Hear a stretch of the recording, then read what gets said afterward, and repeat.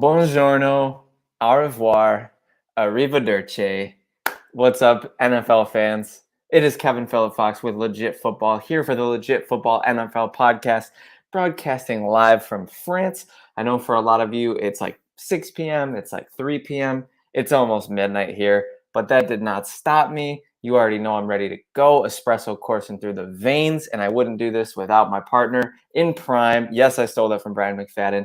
Adrian Rovito from Down Under. Adrian, how are you, my friend? What is going on? Okay. I let the music play out. That was nice. Okay.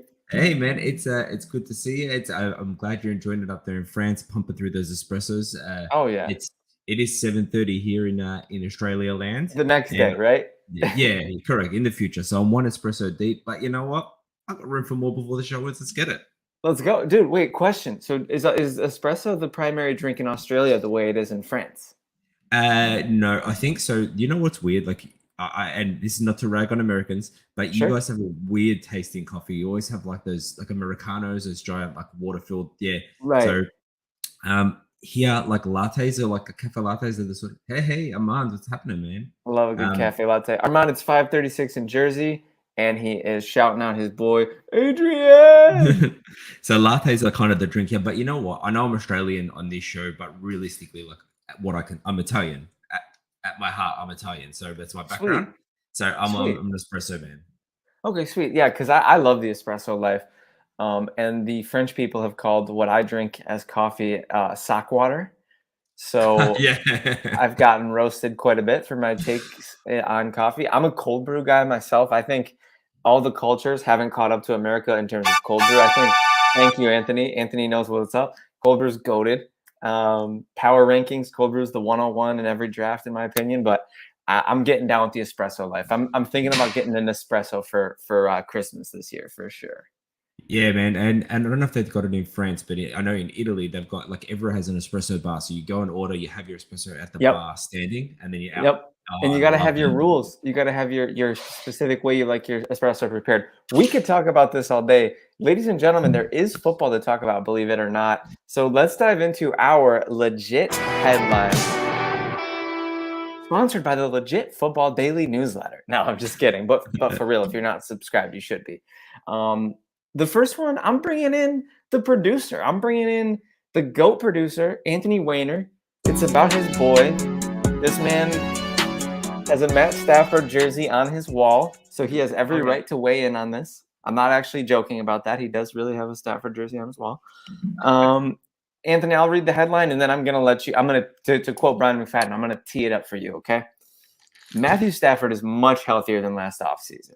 The insight comes from the Athletic's Jordan Rodrigue, who reports that Stafford's level of participation in spring workouts was the highest it's been since he joined the team.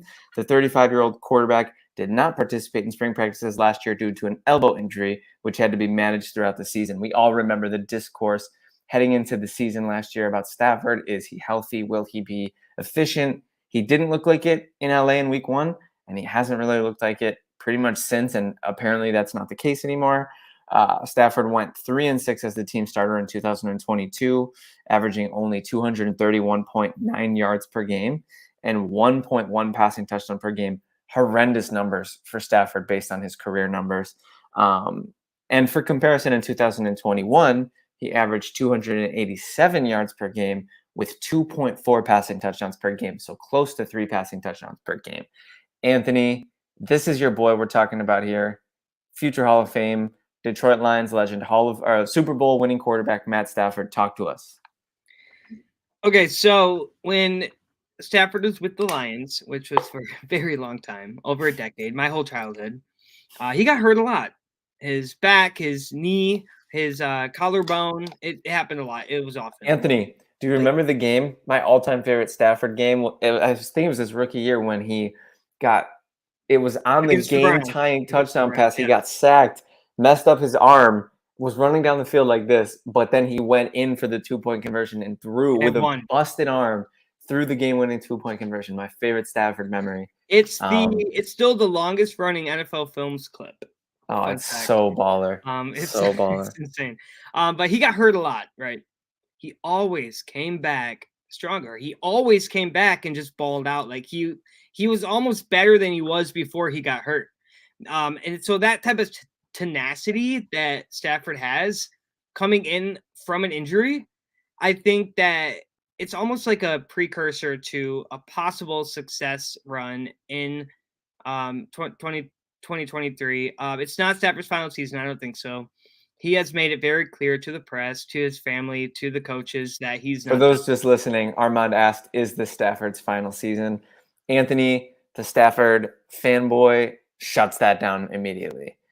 I just think that because of the injuries that he's endured and because of the games that he's played, he's older. He's 35 now.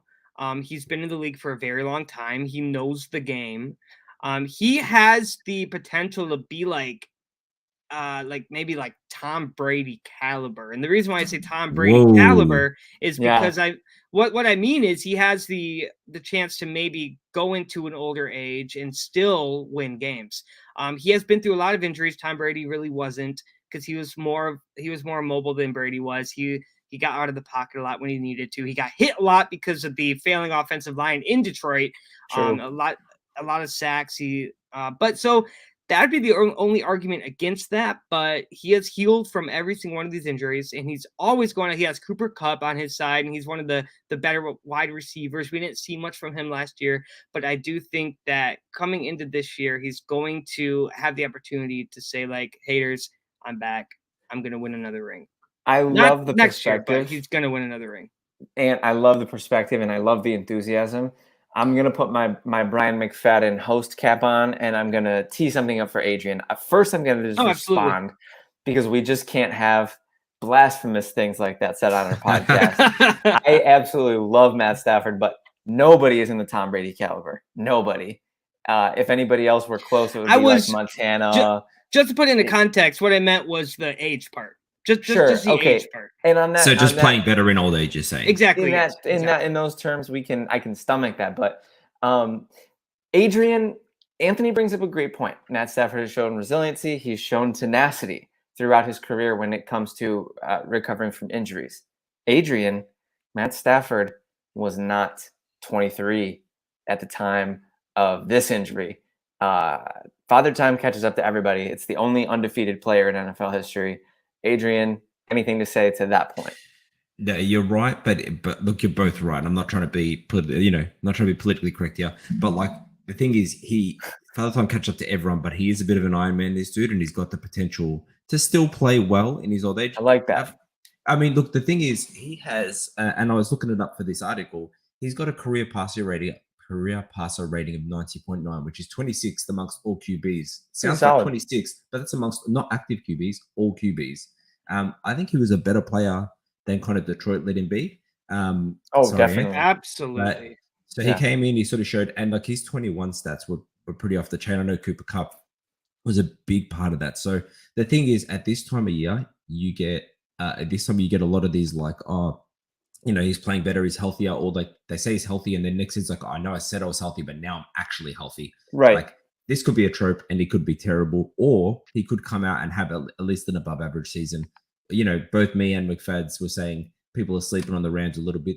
I'm not saying that they're going to go to the playoffs, but they could have a positive record season. I think that the Rams are definitely being left for dead, and I think that I would say that I'm not leaving them for dead necessarily, but I would say that I'm leaving them for like last legs type situation. Like when it does they're come to the flatlining. Rams, they're in the same division as the 49ers, so they're not going to win the division. No. But that doesn't count out wild card. And I'm not saying they're going to beat the Cardinals twice. Absolutely. Yeah. Right. So they're good enough to be consistent, but they're not good enough to win a championship yet. Stafford, I think, is, but the Rams as a whole, I think that there's a lot going on there that needs to be addressed before Stafford will have another opportunity. So maybe this is his last year in Los Angeles. Maybe he'll go on and try to win with another team. Yeah, since my like I said, the host cap is off now. I can roll around the mud with you guys. I love Stafford, and I want Stafford to come back from this injury and have a great season, because the world needs more underdogs, and Stafford was one his whole career. Absolutely. He goes out, he wins the Super Bowl, he gets the Little Caesars deal, pizza, Matt Stafford on the jersey, all that awesome stuff. Lions fans loved it. The Sprint commercial, we'll never forget you, and yada yada. You remember that, Anthony? Was it Sprint or T-Mobile or something? Great stuff. We love Stafford. He's like it was AT&T. AT&T. He's like if Baker was a good. We love the underdog, beautiful, handsome. Wowza! Why the drive-by? That was just a straight up shot. I didn't. That wasn't a drive-by. I walked up there, bro, sideways. Held that thing sideways. Well, but thanks for letting me get my my word in. Brilliant, Anthony. I'll let you guys move on. I'll be in the behind the scenes producing this thing. So we appreciate you. That was a good chat. As a Lions fan, it's hard to count Stafford out because I've seen him endorse so much. So I'm rooting for him again this season. So we'll see how he does. So beautiful. Well said, Anthony. Appreciate you. Armand brought the hottest take of the day so far. Stafford's going to the Dolphins after the season, and Tua is ousted in Miami. Hey, stranger things. Am I right? That's not even that. That's not impossible. I could see Tua being done this season, not because he's bad. We've talked about it. It's not a concussion. That. It's possible, but it's just so gross. Me and I think, Adrian, were you on the show? This might have been with Anthony on Monday, but there was a show recently where I was just pleading to the football gods. Like, I want the Dolphins to suck, but I want it to be for football reasons, not for anything else. We talked about it last week about this, actually. I can't stomach it. About Tyreek Hill as well. We want people not playing well, not playing. Yeah, I can't stomach it. So that being said, great job to Anthony. We'll go on to our next legit headline. Romeo Doubs, Jordan Love's go-to guy at offseason practices. Hey, I might have to eat some crow on these reports if this is true. The insight comes from ESPN's Rob Demovsky, who writes, whether it's in scripted team periods or move the ball drills like the 2-minute simulation, Doubs has been targeted time and again. The Packers selected Doubs in the 4th last year, caught 42 of 67 targets with a 62.7 catch percentage. Pretty solid. For 425 yards and 3 touchdowns across 13 games, 7 starts. His best performance came in week 4 when he caught 8 of 8 targets. That's impressive. For 73 yards and a touchdown against a solid Bucs secondary. Doubs showed excellent chemistry with Love in the preseason last year, catching 8 passes for 82 yards and 2 tuds. Doubs will compete for targets with Christian Watson, Jaden Reed, and Samori Toure. Am I saying that correctly? Yep. Sweet. You are. Adrian, you are, again, I'm going to put my Brad McFadden cap on. I'm inspired by this guy. This is your team. You tell me what to make of this report. This report, this report, Demovsky's good, and he's usually, I like his reporting. I think that Doubs showed a bit of promise in the preseason last year as well. And I remember specifically Matt LaFleur was like, okay, now he's got to go short in games. He did okay in games. He absolutely flashed. He had some hits. And he was a target like for Aaron Rodgers. But in an offense that kind of wasn't going nowhere last year. I think we can all look around that. So this year, there's a lot of mouths to feed because everyone's new almost. They've got no wide receiver that's beyond 2 years. And they've also got 2 tight ends. So I think this year is going to really show whether whether he can be a breakout candidate. And a lot of people have pegged him as a possible breakout, but that's just because, look, Christian Watson, who I love Christian Watson, but he really got his name because he's got a nose for the end zone, not because he was putting up massive numbers. Driving down the field, you still need to be able to get it to other people, and you still need to spread the ball out. And really, Love's I know he's not a rookie quarterback, but he's a new quarterback, so he's looking for people that he's comfortable with, that he's got chemistry with. Right. And if he's shown it with Doubs in preseason, in the off-season camps and all that sort of thing, you can expect that he's probably going to be going to him a fair bit in game, and he's just got to show that he can do it. I personally like the guy. I think he can do really well. And I'm excited to see who falls into that wide receiver 2 slot, because you've got a couple options here. And even Toure, he didn't do a whole lot, but he flashed Toure, and I really did like him, particularly in preseason. So so you say number 2 role behind Watson, theoretically, correct? Watson's going to be number 1 for now, and until he's taken off. It's kind of the same King of the Hill rules, right? Until you take it off him, he's shown it. Because I'm going to be honest with you, man. Like, I personally have always thought Doubs was just a guy. Not super impressed with anything. I mean, he's got some size, I suppose. He's got some hands, I suppose. But, I didn't really see much in the way of like route running or, separation skills that were like super impressive. I think if I recall correctly, he had a pretty nice contested catch touchdown against Buffalo in the end zone. Yeah. Which I was like, at the time, again, I was like, the one time Doubs makes a play, it's on my boys. But I digress. I year 2 is a common breakout year for wide receivers, and there's nice buzz around Doubs, and especially around the chemistry. That's a big variable, right? So, personally, I'm a big fan of Watson's game because I'm a traits guy. Watson's very fast. Watson also has good size. The hands were a major, major issue in year 1. And if that doesn't get straightened out, that's a fast way to ride the pine in the NFL. So Watson has to take a step forward as well. He's also going into year 2. We both love Jaden Reed. This is a very pro Jaden Reed podcast. I think he can man the slot. Aaron Jones is still that dude. They got a nice rookie tight end, Adrian. Jordan Love should be cooking, right? He should be. And I think that's the thing. So Watson's going to be a separation guy. Doubs has to be that contested catch winner, kind of bit of a safety valve. I don't know where to go. I can kind of force it his way and he makes that catch. But that's who he's, he hasn't shown that he can do that consistently yet. With Watson and the hands, that sort of got better towards the back end of the season. He started off pretty. I don't know if you remember that terrible drop in week 1. Wasn't it on his first career target? And it was just like it was abysmal. Wide open. Yeah, so Can't I have think he that. started off. Yeah, and I think he started off with a hitting confidence immediately. I remember him talking about. And sorry, I'm going on and on, but I can't help it because I do. I'm expecting Love to be cooking, right? So you do. Watson talked about. When they lined up that play, he said, we'd run it in training. I knew it was coming my way. And I thought to myself, this is it. This is where my career starts, around almost exactly that quote. And then he dropped it. So I think he took a hit in confidence. He got that back. Doubs, moving back to what we'll talk about in the topic, Doubs can come in and be that number 2. He can be that second favorite target and get those contested catches. But he needs to show it in more than training. I agree. And I'll say this really quick. Psychologically, the thing you brought up with Watson is so key because it's funny because the first target, the first game, it's the one where the stakes are the highest because if you get that monkey off your back, if you start strong, it's easier to keep that momentum going through the season. But if you start poorly, it snowballs. James Cook fumbled on his first NFL touch and he didn't see another touch for weeks. Yeah. I think that's just the name of the game when you're a rookie. So it's hard not to put pressure on that first opportunity. But if you don't, you might underplay it. If you put too much, you'll be too anxious and you'll be too in your head and you'll struggle then. There's got to be this beautiful Zen middle ground, right? And Christian Watson might be locking into it in season 2. One more thing on Doubs before we move on.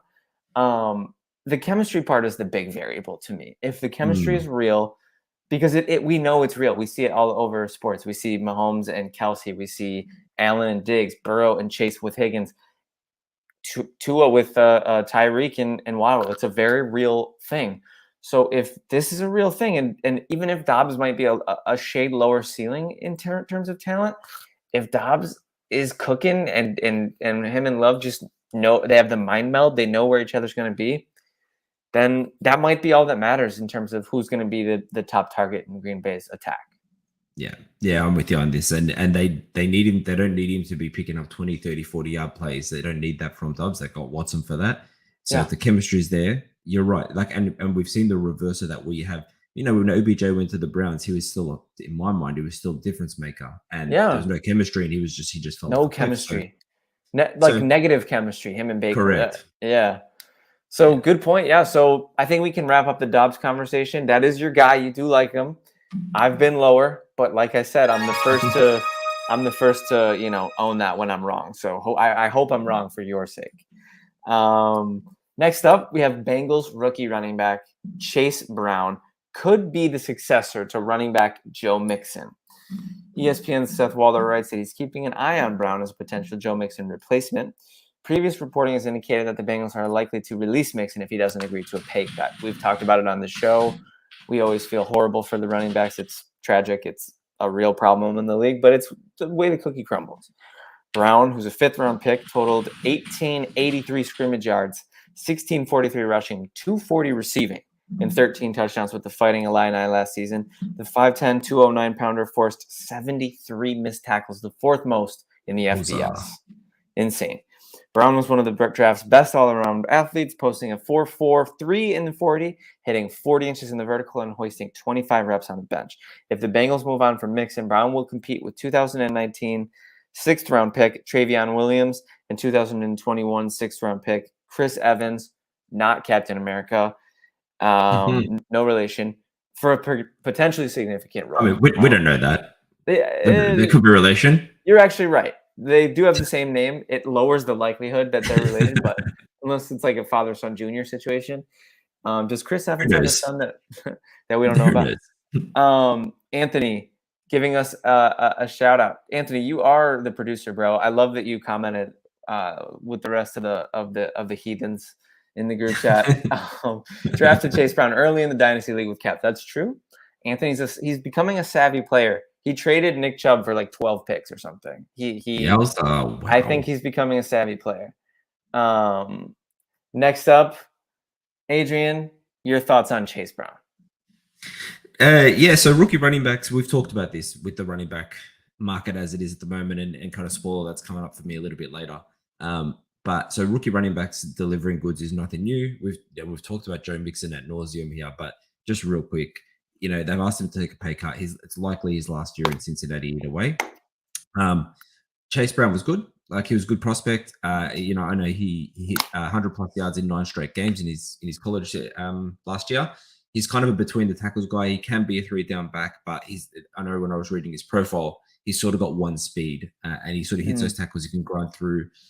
He did have some ball security issues, so that could play a part here, because that sort of stuff, if you show that in college, can often translate to the NFL, and that's the quickest way to lose your job for a running back. Like, really, if you can't hold on to the ball, that's your main job, is to just smash through the wall and keep it safe. So we'll see. I think that they're going to roll with Mixon for this year, but wouldn't be surprised if Chase Brown really flashes and shows that he's going to be the guy next year. Yeah, I mean, great analysis, Adrian. I will say, when it comes to running backs in the NFL, especially when you're in a rookie deal, the most important thing is opportunity. And if Chase Brown gets the opportunity, he has to seize it. And it's looking, I would say, about 50-50 with Mixon this season. If I was a Batman gun in my head, I would say I think Mixon's going to line up for Cincinnati this year, which I think almost makes him a sneaky post-hype value in fantasy, because he's still going to be Joe Burrow's starting running back, so there's going to be value there to be had. We know in Dynasty and in fantasy, every starting running back matters.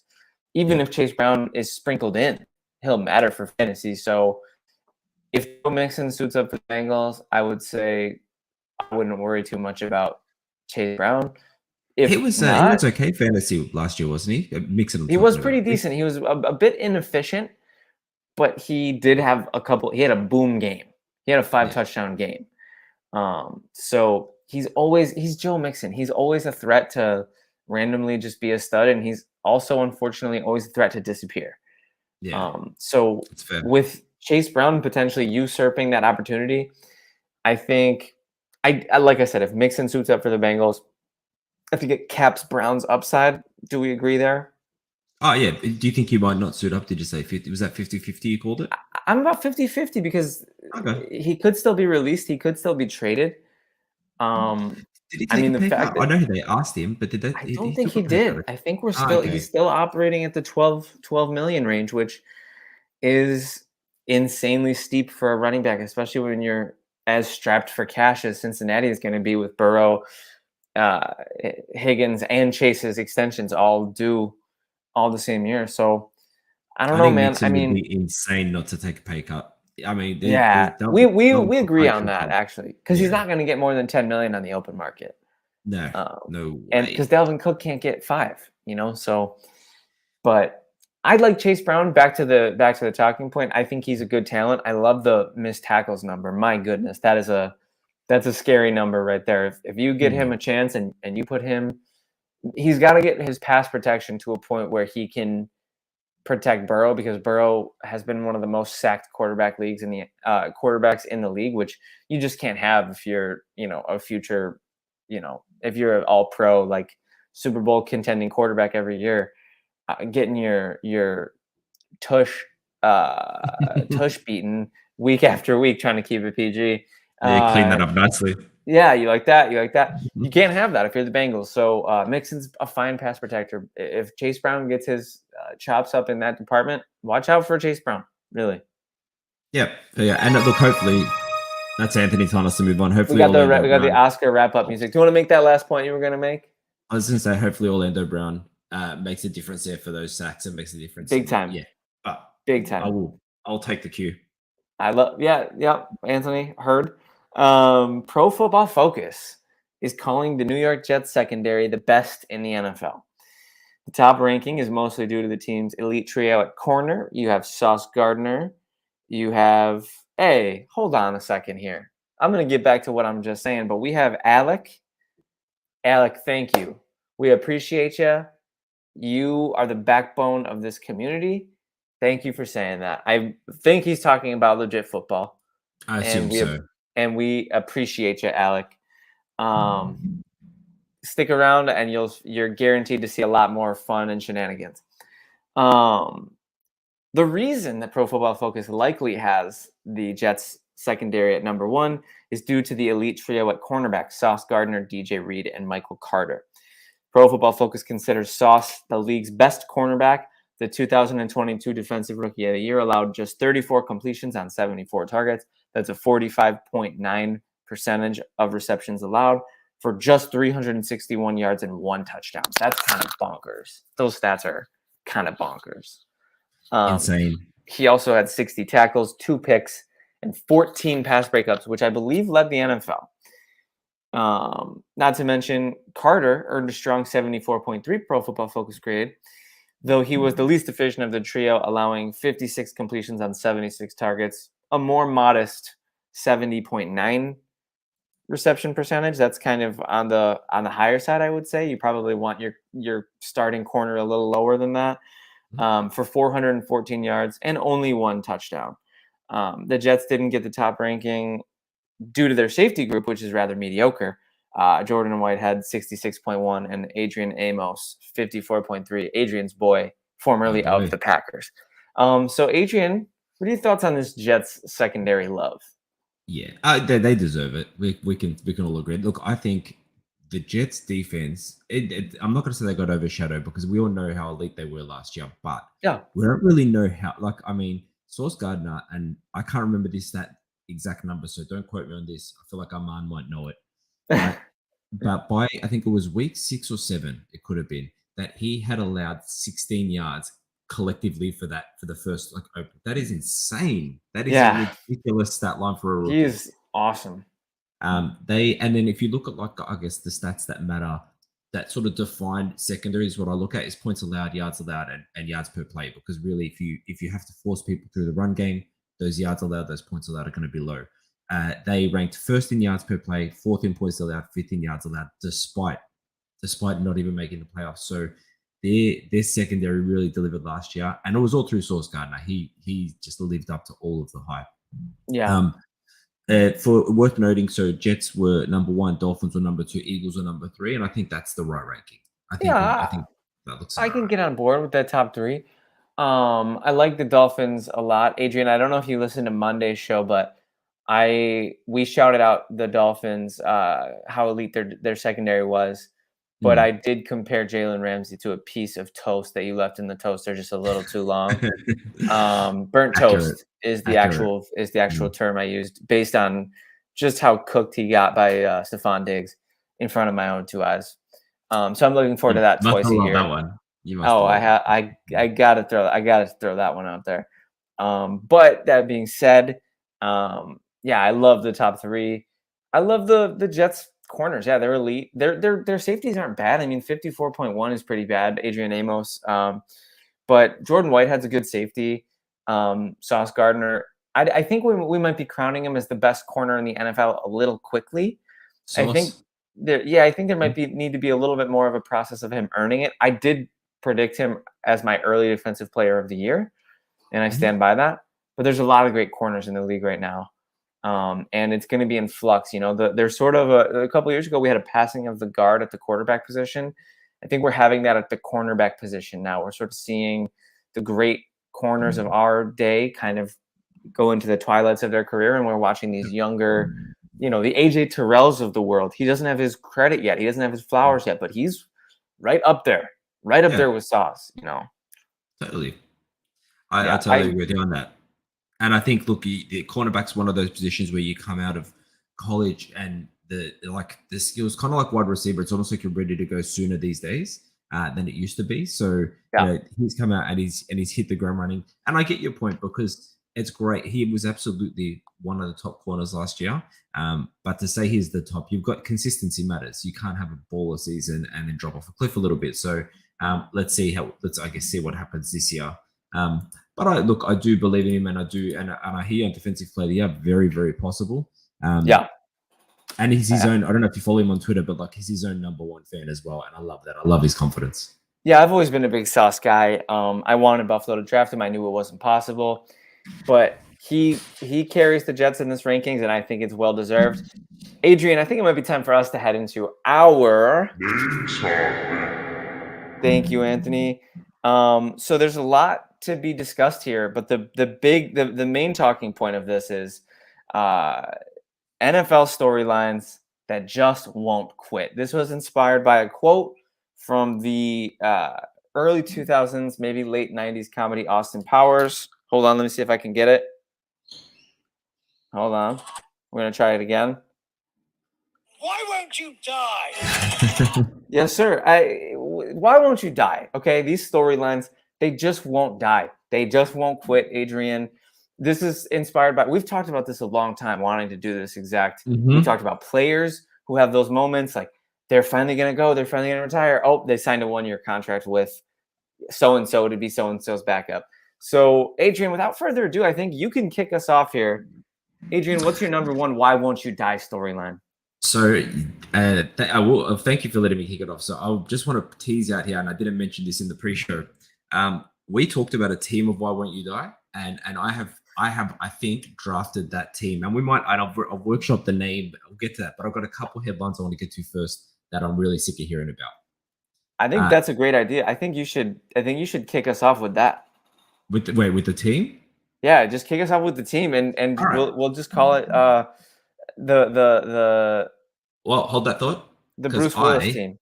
So I actually nice. I was thinking of names for this team because the team of why won't you die seems a little bit harsh because we don't want players to die. Super harsh. And Anthony and I actually talked about that because Anthony didn't want to put that in the title of the episode because he was like, it's negative, it's sad. I understand that. Totally respect it. We're in the show, so we're, like I said, we're heathens now. We're rolling around in the mud. We'll say it, but the title is Won't Quit. Totally. So when asking, I went to ChatGPT because I do love a bit of ChatGPT. Everybody loves ChatGPT. I'm the only person who doesn't use it. I dig it, man. So I asked him and ChatGPT, or him or her. I don't want to be, Yeah, right. Good. And ChatGPT told me that in jest reminded me that humor is great, but I've got to be careful how I use it because you can hurt people's feelings. Thank you, ChatGPT. Came up with a couple. So I came up with the Team of Exile, the Unmentionables, the Nuisance Contingent. I like that one.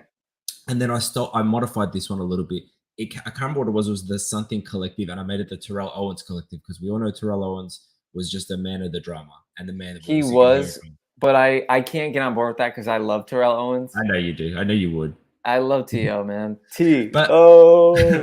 But it's more. I think it's not because of his play because he was undeniably a good player. It was more about he was always in the drama. And he overstayed his welcome in the NFL by far.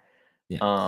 I'm gonna put my official vote on the Bruce Willis team based on, or maybe the John McClane team, all John McClane team. Because if we've seen the Die Hard movies, we know that John McClane's the hardest guy to kill. Love the Die Hard movies. They're like my favorite. Can we make it the John McClane's Collective? Because I like that. That's what it is. The John McClane Collective. It's a beautiful thing. All right. So the rules for this team very quickly because I know I'm now fluffing on as we get to our topic. There is similar-ish to a fantasy team. There's a quarterback spot, running back spot, 2 wide receivers, a flex, which can be anything, not just skill position, tight end, and then one O-line and one should we make it 2 defensive players? Maybe a D-line and a secondary. And fire them off, bro. This is your first storyline. The players that just won't quit. Quarterback is Tom Brady unretiring. Sick of hearing about it. He's not unretiring. That was one of my stories. You stole it from me. I hope I don't steal a couple here. That's okay. Shout out to Armand. I love that you call it a Christmas movie. It's absolutely a Christmas movie. People who say it's not are just looking for attention. All right. Running back, Ezekiel Elliott being elite. Sick of talking about it. I always whinge about it. A little quick. Okay, wait. So you're going with Why Won't You Die storylines by position? Yes. Not players. Because I was going to say, this is his first year of being a Why Won't You Die eligible. So it's a little harsh to throw him in on the team in his first year. He's one of those players that is more name than game. I've said that before. That's fair. Even before this year. So I just think That's fair. I mean, I didn't have a run. Admittedly, some of these I had to push in. We could have put Mixon in there, but I thought Ezekiel Elliott, he's tilted me a little bit recently. I don't know. So. When I think of Why Won't You Die players, I think of players that hang around for too long. Maybe it's on a team X, team Y. I would say Lenny is where I would say Lenny is in the right mind meld. He's in the running. I would say like a player like Frank Gore was absolutely that type of player. Yeah. You know, Colts, Bills, Jets. But he's gone. Lenny is probably the number 1 candidate. So we got Brady at QB with the unretirement rumors. Very good. And I had the unretirement rumors on my list. Zeke, Mixon, and then Lenny is my official pick. Let's put Leonard Fournette in there because I like it. That's the John McClain starter at running back. And then how many receivers did you say you had? I had 2 wide receivers. Okay, fire that up for me. So you know who one of them is. I don't have to tell you one of them. DeAndre Hopkins? No, OBJ is on that list for me. Oh, okay, that's fair. Yeah, as a storyline, yeah, I can dig that. And just as being a difference maker. I'm sorry, but I'm done with and then OBJ. For your second one? Well, so I did handle this a little differently. It's kind of a storyline. It was the storyline of Stephon Diggs' unhappiness mattering because not because Stephon Diggs. Yeah. But it's just, it doesn't matter, dude. He's going to come out and ball out for the Bills. He's not going anywhere. I think so too. I appreciate you saying that. And I'll get into my storylines more holistically. Right now, we're just kind of glazing across the all team, which I love. I will say, for the sake of Diggs, I think we save him for the portion when I'm going to rant about him. And I would like to nominate and I'll also interrupt your flow here, and I'll do my first Why Won't You Die, because it's the DeAndre Hopkins rumors. I spoiled it when I said DeAndre Hopkins, but oh my goodness, Adrian, pick a freaking team, dude. Pick a freaking team. The Vegas odds have swung 15 times. He's been a surefire Bill, a surefire Chief, a surefire Brown, a surefire Patriot. As the Patriots one was the heaviest. The Patriots one was like, it's a done deal. Titans as well? Am I right that you went to the Titans as well? Oh, Titans, exactly. Yeah. There's so many confirmed. DeAndre Hopkins is going here. DeAndre Hopkins is going there. DeAndre Hopkins is going for a ring. DeAndre Hopkins is going for money. I don't care anymore. I used to be the resident, bring him to Buffalo at all costs. I don't even know if I want him in Buffalo anymore. I've fallen in love with the idea of Dalton Kincaid as the weapon. I don't want to. It's dragged on, and so that's me interrupting you with one of my storylines, and I'll go on my Diggs rant later. But why don't you hit us with your tight end? All right. So I did. The tight end was a bit harder. This was a storyline one as well. It was the baby Gronk, which is kind of tight end related. I like that. Baby Gronk thing. I'm kind of like, dude, let your child be a child. It's very cringe, and I just feel so. Yeah, I feel so bad for the kid. I feel so bad for I don't necessarily feel bad for the dad, but like, I just wonder if he even knows what he's doing. I just wonder if he even knows how he's coming across. Like, it just seems very like just no self-awareness whatsoever. Weirdly, like baby Gronk himself, I don't even know his real name. That's sad. He seems talented for like a child. He seems like he's got a decent head on his shoulders. He seems to know when his dad's wilding. Yeah, which I'm like, good for you for having that radar young. I mean, it's the dad he got. And I mean, LeVar Ball did it with the Ball brothers, and to an extent, it worked out. I mean, they're all in the league, so I mean, it's a weird thing, but I agree with you. I think it's a story. I don't know if you got a tight end that I don't know if you got a tight end that fits the team better, but that was who I had there. I don't think so. I think we would be low hanging fruit if we went after any of the old tight ends in the NFL. We don't need to, I mean, the players. I could throw Mercedes Lewis in there. Mercedes Lewis. No, but he's a dog. I love him so much that that man is literally going to play until he has a walker on the field. I'm not kidding. Yeah, I believe. What is he like? He's got to be 40, right? Yeah, he said 18 seasons. I think it is. You know what's great about Mercedes Lewis, and I'm sure Anthony will agree to this. If you're doing a Madden like build a team or whatever, or like a fantasy draft, nobody ever drafts Mercedes Lewis because you're only going to get him for one season. So he's always there at the very end of the draft, and he's like a 78 overall. So it's basically like having a free backup tight end for your first year in your fantasy league. Boom, you draft one, and you move on. But hey, shout out to Thomas, the GOAT graphic designer. Thomas, you missed it, but we're doing NFL storylines that just won't quit. It heavily inspired by this quote from the Austin Powers film. I have French Wi-Fi. I'm sorry. It's so funny. The Wi-Fi is objectively worse in Europe, Adrian. I get why you dip out of the show all the time. Why won't you die? So yeah, and Adrian's giving us his team by positional storylines that he's waiting to end. And Adrian, you have 2 offensive linemen and 2 defensive players, was it, or 1 offensive lineman and 2 defensive? So I had 1 flex, which was Antonio Brown, because he's in headlines again, and I'm just sick of hearing about this guy. Yeah, same. It's so sad what happened to him. I think a lot of it is mental health. I agree with that. And that's the tough part. But I think initially when he first went off, I was like, dude, what is happening? Like, because we remember Antonio Brown for like the elite wide receiver that he was. He's one of the best receivers I've ever laid eyes on. 100%. And yeah. But then he just keeps. I mean, he is getting sued potentially by the Arena League for withdrawing the checks that he paid players for the last game. Kicked out of the league. Blamed Brady for. He goes, I wanted to rest because I was injured, and then Brady took me down onto the field, and he was manipulating me. And it's just like, dude, help yourself out here a little bit. Just acknowledge some issue and that you need to work through things. Like he hasn't done that. That is a storyline we need to quit. Correct. Could not agree more. Baby Gronk. Thomas, catching you up. Adrian went for the John McClane. What was it? The John McClane Collective. Beautiful name. So we have the Tom Brady unretirement rumors. We have Ezekiel Elliott potentially somehow being considered elite. Also, Leonard Fournette is our official pick as the Why Won't You Die running back. We have what was it? DeAndre Hopkins signing rumors and OBJ because Adrian hates OBJ. That's just a personal thing for Adrian. I'm not co-signing that. I'm okay with OBJ. We have Baby Gronk as our tight end, and again, we don't want these players to die. We want these stories to stop because they're bothering us, and especially that one. Clarity, right? It doesn't sound good if we say the other way. And last but not least, Antonio Brown's ludicrous behavior in the media. He's so far past overstayed his welcome. Beautiful. Absolutely. So I think, look, what we'll do, if you're comfortable with it, Kevin, the O-line and D-line, I was reaching a little bit, and they probably don't fit in line with what we were talking about here. Sure. So very, very quickly, I had Bakhtiari being as just an O-line player, just because this is some shade by me because you're hating.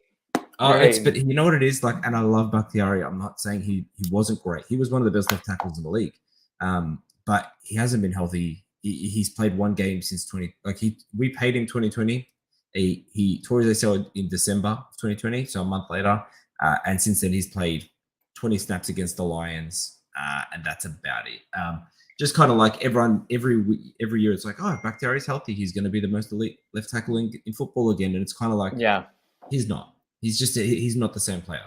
Yeah, I like that. And then defense. Defense, I was stretching. I had Jadeveon Clowney on this just because he's always kind of like every year someone's going to unlock the potential that we saw in his first draft pick, first overall, and I'm just not seeing it. All right, Adrian, the John McClain Collective thanks you for your service. That was fantastic. I'm going to let you take a deep breath while I get some things off my chest, okay?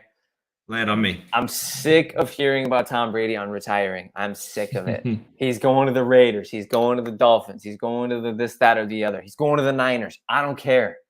I don't care. He can if he wants to. I don't think he's going to make that much of a difference, okay? The Bucs were 7-9 last year, 7-10 last year, 8-9, whatever. They were trash. Seriously. They fell tush backwards into the playoffs and they didn't belong there, and that was evidenced by getting their doors blown off by Mr. Playoffs himself, Dak Prescott. That's the first thing. And you already addressed it, so I appreciate that. DeAndre Hopkins, nobody cares where you sign. You're going to be great wherever you go, but the media fanfare is ludicrous. Crazier than OBJ's. Crazier than OBJ's. He will make more of a difference, but he's dragged it out for 2 times as long. So please, DeAndre Hopkins, just pick a team and sign on the dotted line and go do your job, okay? Because that's what you do. Stephon Diggs, I love you so much. You are literally my second favorite player in the entire NFL. But, bro, you can stop all the media stuff if you don't troll. If you like to troll, he loves trolling. He's tweeting trolling. He's stoking the fire.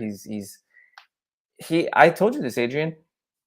The place to be if you are sick of losing is the practice field. And he wasn't there when they needed him there. So, Diggs, you're the one, man. And I'm not even shading him. I love him.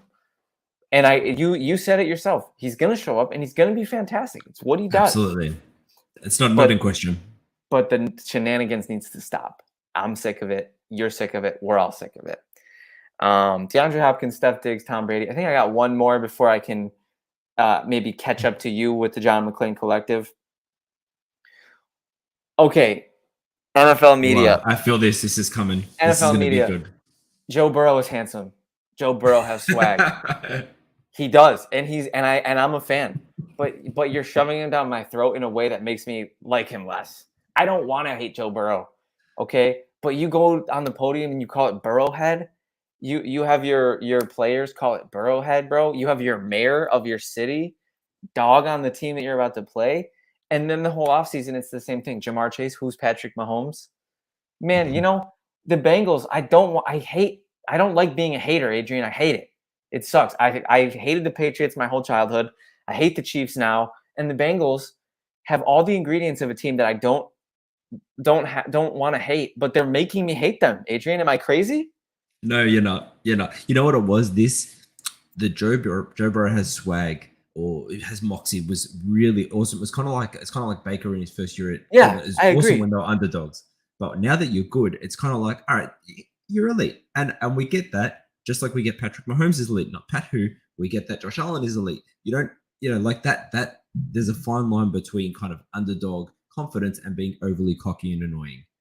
Yeah, and it's like, I agree with you. I agree with you. Like, we all love an underdog, and like the Bengals could have embraced that role, and oh, you better refund them tickets, bro. Oh my corn. I don't like. They would have to. What's this corn state? Is it Iowa? Is it Nebraska? They'd have to go there. You question to make up for the levels of corn that they have, and I don't want to hate them. I hate hating. I'm not a hater, Adrian. In case you can't tell, I know you're not. I know share the mic with me. I give a lot of love on this show.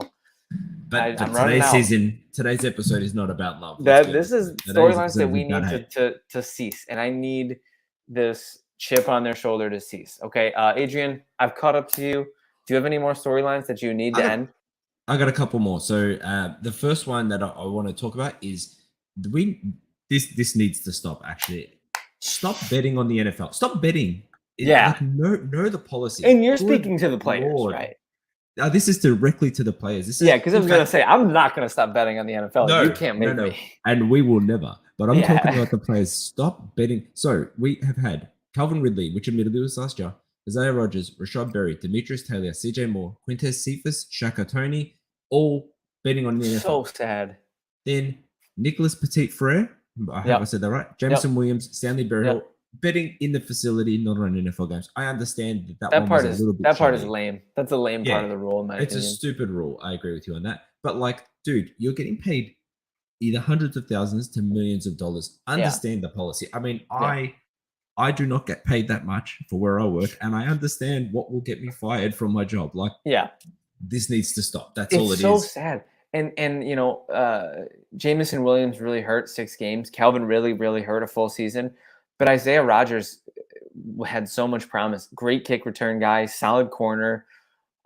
You know, sucks to see him go out. And he's been cut since, so he might be. I mean, you know, teams are always. He bet on the Colts, like, dude, that was so stupid.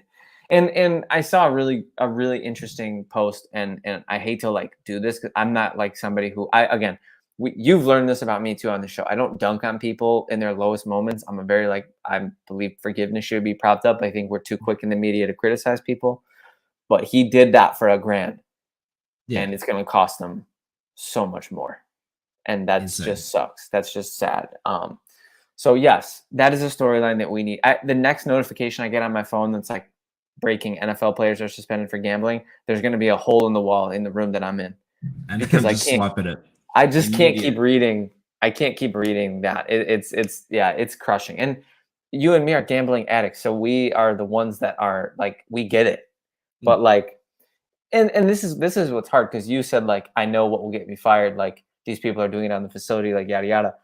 Adrian, I don't know about you, but like, my compulsion is so weird that like, I'll be at the recording studio, right, taking a walk. And by the time I get back to the room, I'll have placed 3 bets, and I won't even know what. I'll be like, I'll look at my phone. I'll be like, what did I bet on? Like, it'll be like over rebounds, like under points scored, and it's like, you know, it's just, and it's fun, and it's $2, it's $5. I'm not confessing to, you know, any sort of crazy degeneracy like that, but like, but it's compulsive and it's there, and so, you know. If anyone's gonna sympathize, it's gonna be us. But it just like it. We need, you know, we've talked about not losing good players to non-football to not sucking at football. I feel like this is the part of the show, Adrian, where we need Anthony to put at the bottom of the screen, like, if you or a loved one is suffering from a gambling addiction, call this number. And I'm going to be sitting there writing down the number. Yeah, right. We're both like, what's that number, Ant? No, but for real though, that's a great one, Adrian. I got a couple more.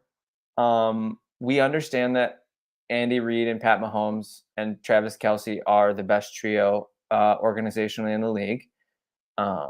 If I was a Chiefs fan, I would scream it from the rooftops, but I'm not. So 10 times, 15 times a day is enough. Seems like we're in the 30 to 40 range.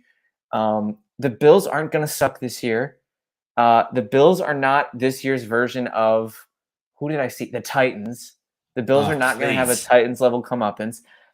It's so embarrassing, the amount of clickbait, Adrian, that's surrounding my team, and it's almost impossible to not hear about it. Colin Cowherd had McDermott and Allen as the 8th ranked quarterback head coach duo in the league.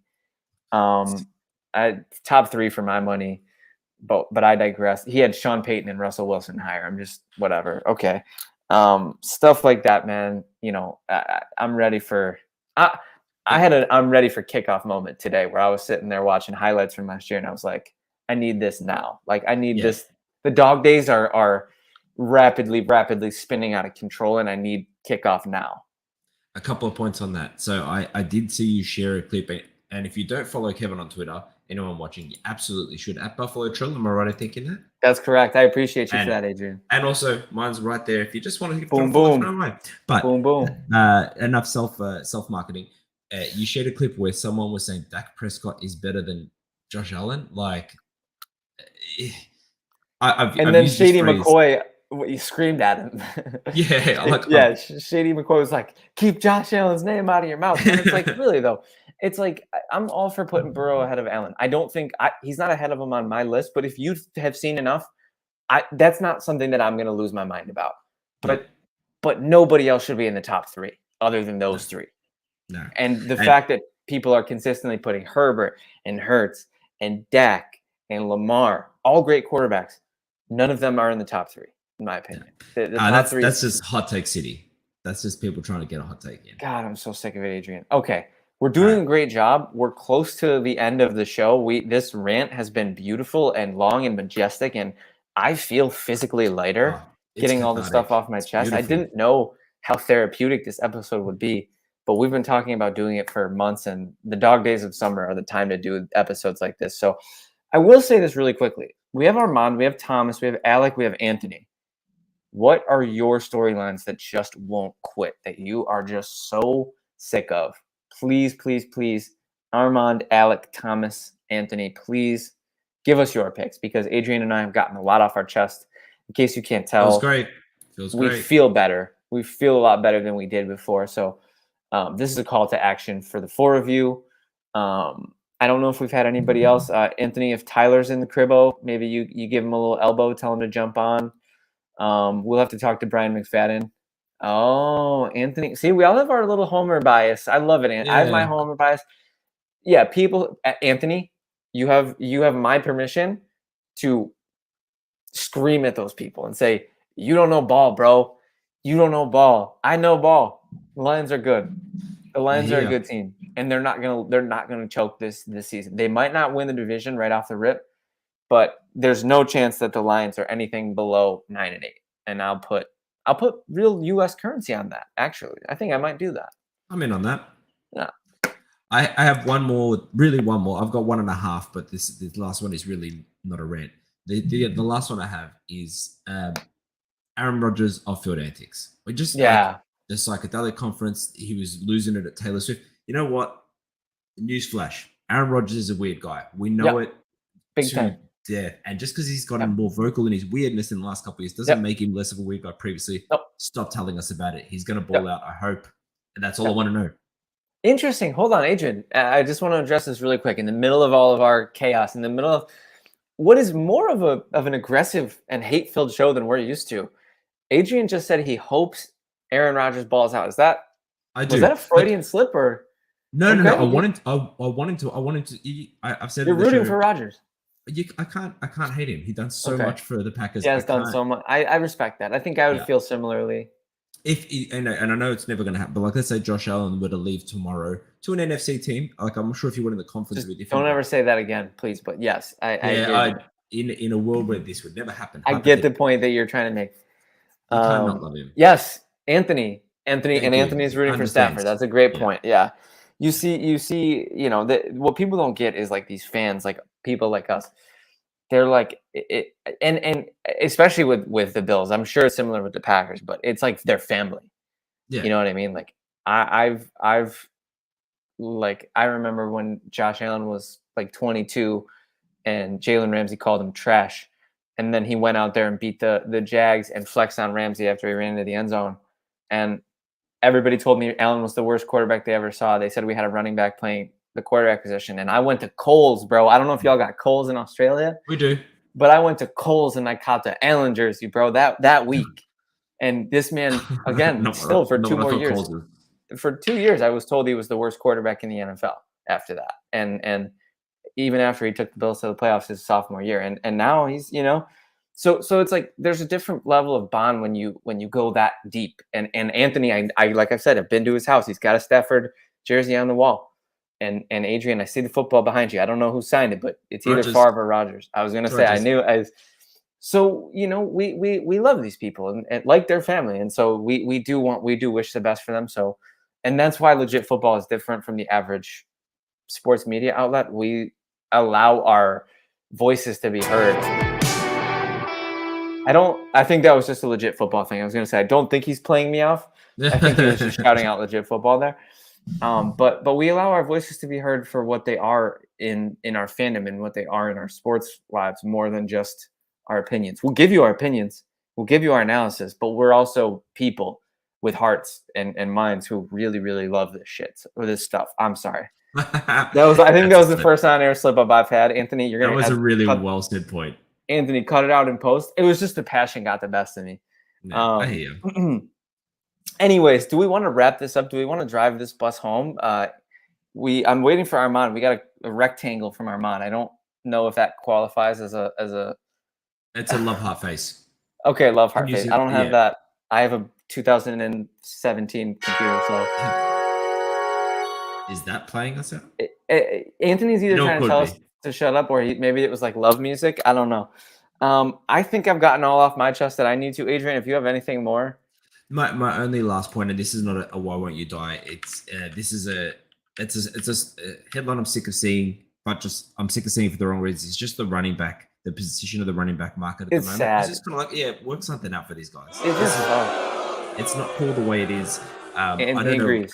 Yeah, I don't know what it is. Like I don't know what the option here is. I know I read somewhere potential to look at the bargaining agreement and maybe make running back rookie contracts end earlier, so before their kind of prime is over. Whatever it is, seriously, just do something to figure it out, because running backs are not getting paid the way they should, particularly for guys who put their body on the line. Yeah, like constantly. That's it. I I'm like not that I'm sick of the headline. I'm sick of it for Yeah. them. I also similarly, Adrian, I'd like Thursday night football to get fixed. I Yep. hate how much it puts our favorite players at risk. That's a headline that I would like to see die for the right, just like you with the running back, for the right reasons. I'd like to Yeah. see it get improved for player safety. Give players a bye week. Only schedule Thursday night games coming off bye weeks. And if Yeah. that means you can only have 12 Thursday night games, so be it. I'm sorry, Bezos. You know, you bet on Like the you wrong need the horse. money. Like you need the money, mate. Seriously. Thursday night football is. I still love watching football on Thursdays, though. I'm not gonna lie. That's hard. Adrian, yeah, I feel good about wrapping this puppy up, though. I would say we have the John McClain Collective, the storylines at each position that Adrian's sick of. We have Nuke, Diggs, Brady, the Bills' demise, the Lions' inevitable failure, the Rodgers weirdness, the Bengals' arrogance. I think we've wrapped a nice bow on this. These are all storylines that we are 100%. just Yeah. nice. And McFadden Thank you, agrees. McFadden. I got AI McFadden agreeing with me, so I think I'm cool with saying, Adrian, this has been a fantastic show. I would love for those storylines to quit it for the PG version. I want to on air. I'll give my ESPN reporter moment. I would like to publicly apologize for my slip up in my usage of foul language earlier. Anthony's going to cut it out in post. The only people who will ever know about it are the people who are on this live. So I appreciate you, Adrian. Anything you want to say before we sign off? Nothing, man. I just feel great. I feel cathartic. That was cathartic. It's off my chest. I can now head into the dog days of the NFL offseason feeling good about myself. It's and beautiful. It's all thanks to this episode. Oh, dude, same here, man. And you're off to have your beautiful day in Australia. Meanwhile, I'm off to La La Land and going to sleep in beautiful France. Yeah, it's about to be, I want to say 1 a.m. Almost 1 a.m. Yep. Damn. So, thank you guys for listening. I do wish we had a little bit more of a community space for this. Maybe we'll do like a segment in a future show where we just allow people to do what we just did, because it's good for the soul. It's good for the mind. It's good for the heart. Adrian Rovito, thank you for another great episode. Anthony, thank you for a fantastic appearance. Thank you for a fantastic Why Won't You Die contribution. Armand, Thomas, Alec, Anthony, thank you for keeping the chat on fire. Ladies and gentlemen, this is the Legit Football NFL Podcast, and we are out.